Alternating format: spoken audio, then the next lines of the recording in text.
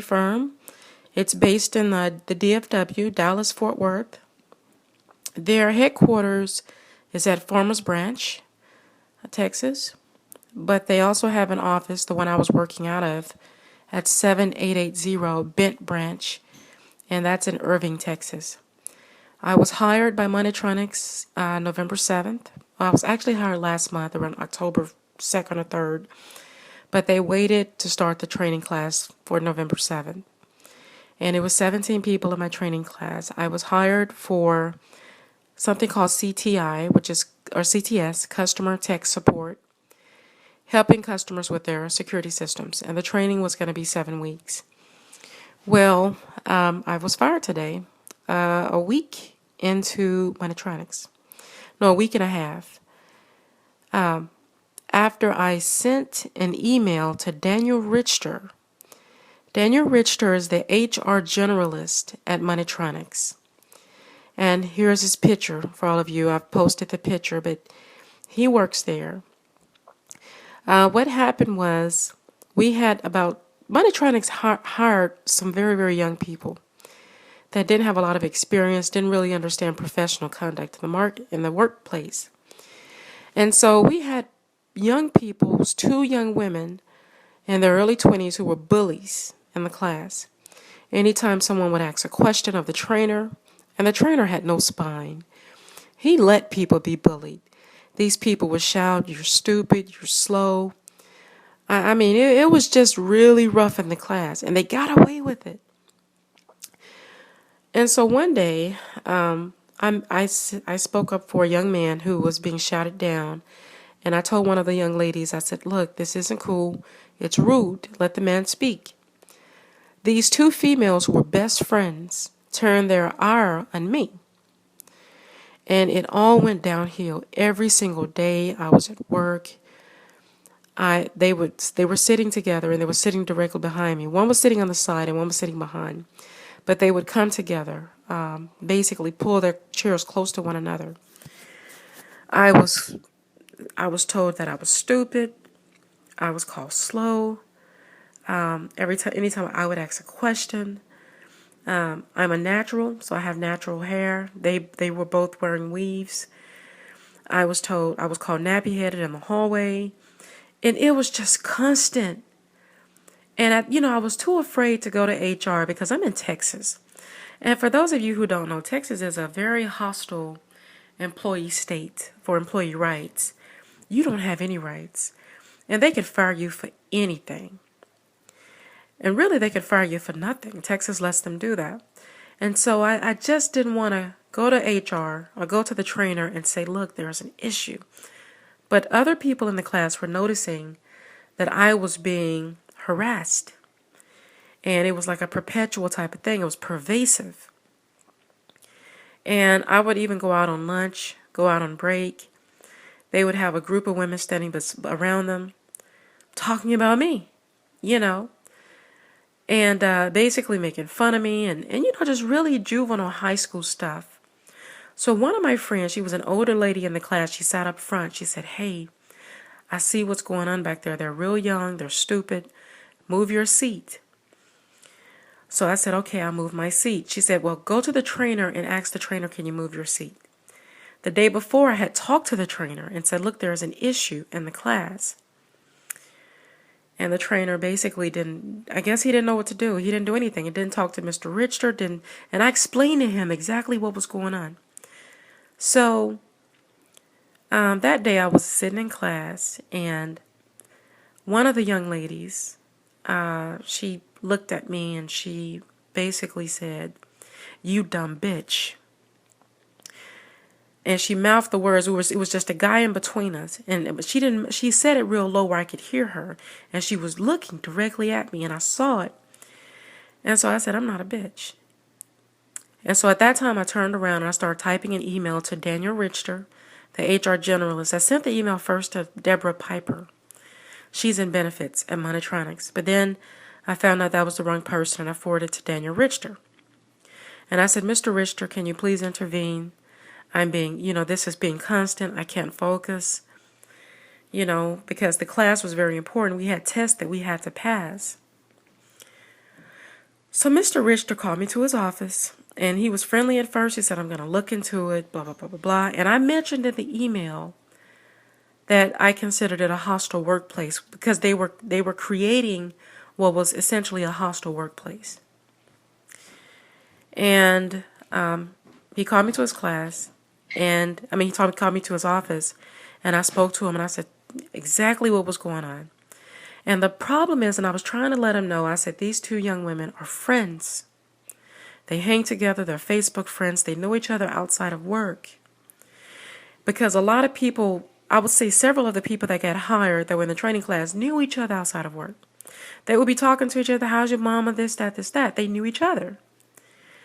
And so he said, okay, well, I'm going to change the class around. First he said, what do you want me to do? I said, well, the only thing I think you can do is just to make a note of this, and I would like to move my seat. And he said, okay, I'm going to change the class around. So when I came back, he called out the other lady. Her name was Shay. And he spoke to her for about, I would say, 45 minutes. And then he called out the other lady. Her name was Angel. And so then the class progressed. And then he called out the guy sitting beside Shay, who was friends with her. They went to lunch together every day.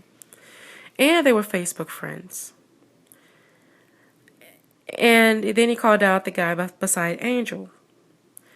And so the trainer later that evening walked in the room and he said, okay, guys, we're going to go on an impromptu 10-minute break. Everybody out the room. So I got up and I was walking out, and the trainer approached me and said, he wants to see you. Daniel Richter wants to see you. And do you have all of your things? And I was like, all of my things? So he went in the class and got the rest of my stuff, and we walked to Daniel Richter's office.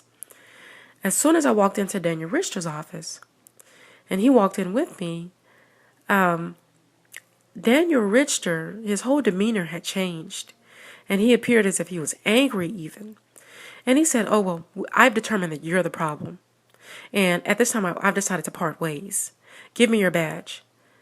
And I was like, then he said, do you have anything you want to say? And I was so shocked. I just looked at him and I said, how am I the problem when I complained about being harassed? Oh, well, you called Shay a bitch. I said, no, I didn't. I told her I was not a dumb bitch. That's exactly what I said. She was the one that called me the bitch, and I had told him that at first. Oh, well, just give me your things. And then he just walked me out. A week before Thanksgiving and a month before Christmas. And I started to think about something. One thing about HR in Texas is they don't really want to do hard work, or they don't really want to work. And if they feel that you're creating work for them, or you may create work for them, they'll just rather get rid of you. And that's why people in Texas, from what I've seen since I've lived here a couple of years, they don't complain about harassment. They don't complain about workplace bullying. And that's a unintended effect of making the laws so that you could terminate a person for any reason or without any reason, without any notice. If HR even suspects that they've got to do some investigation or something, they would just rather fire you because they don't have to give you a reason. And I am just shocked by what happened.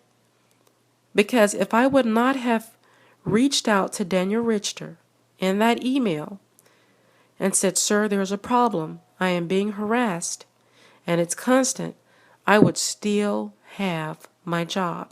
He interviewed friends and called that interview that I had already told him they were friends. They were all doing it. He called that impartial, and that was not impartial. And this is what I read up on workplace bullying and workplace harassment. I'm going to see if I could pull it up now. It's got to be somewhere. Here it is. And I'm going to read this to you guys. It says, if you think workplace bullying doesn't affect some of your employees, you're mistaken. 1 in 4 employees is affected by it. There is a misconception that bullying is overt.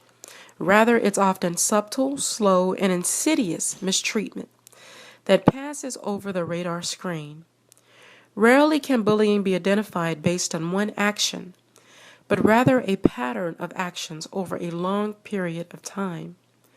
This is why it often goes undetected in the workplace, and your employees could be suffering because of it.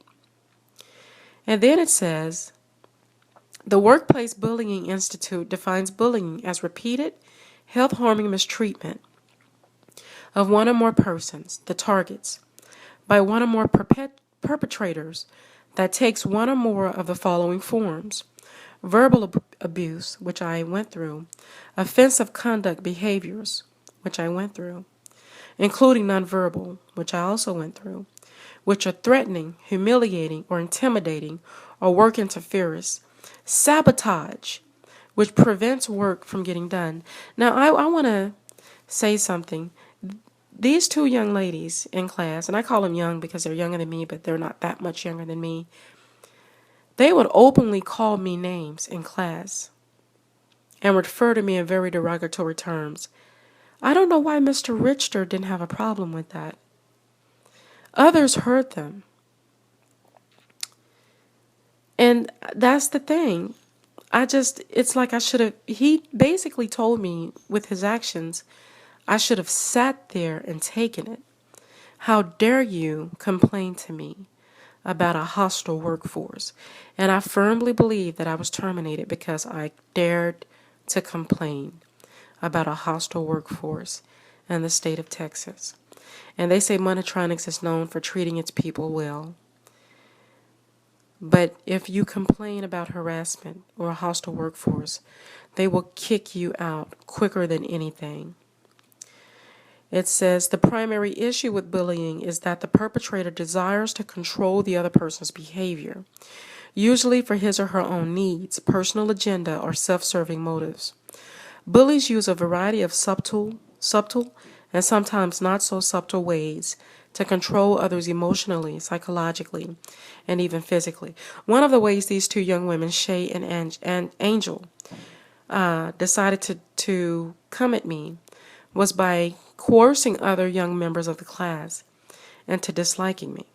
There were members of the class I had never spoken to, didn't have a problem with, who suddenly had attitudes with me because they would be standing around in circles while I was just being railroaded and talked about. And I would have certain other members come up and let me know what was being said. It was just very poisonous conduct by these 2 women. It says, adept bullies and manipulators are often extremely controlling people who are attuned to certain personality traits to exploit others. They are skilled people readers and make it their task to understand someone's flaws, to determine what techniques can be used against them.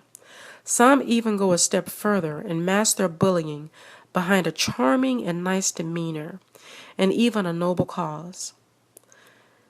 It says, subtle signs of bullying. Bullying often goes unnoticed in the workplace because it is a slow process of emotional and psychological manipulation that is hard to prove and detect.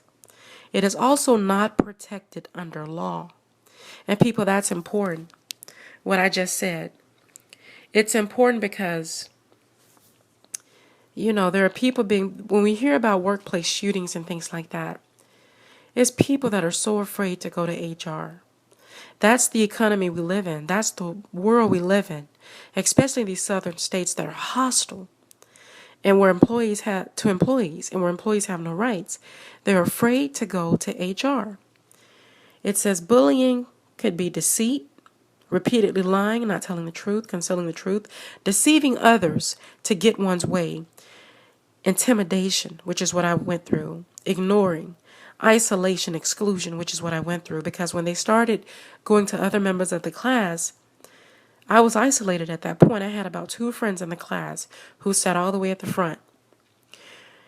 Minimization. I went through that too. Undermining work, shame and guilt, pitting employees against each other. I went through that. Unnecessarily and deliberately pitting employees against one another to drive competition, create conflict, or establish winners and losers, encouraging employees to turn against one another. I went through that too. Criticism, seduction, creating a feeling of uselessness. When you tell a person they're stupid and they're slow, that's what that's doing. What I've done is I've sent an email to the CEO of Monitronics. I know he's never going to respond because this is Texas and I was a low-level employee. But I did send him an email. I'm going to try to go. I can't get access to my email now, but see if I could get his name because I had his name at first. Well, I don't see the CEO's name. Just a second. Let me try to get it.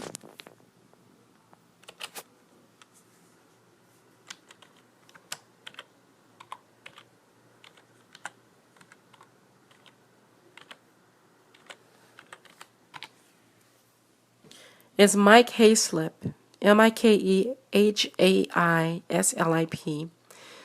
I also sent an email to Trisha Arnold, who's one of the recruiters, and to Michelle Avila, so that they could forward the email to him because I didn't have his email address, and to the executive team to ask them how can a person get fired when they complained about harassment.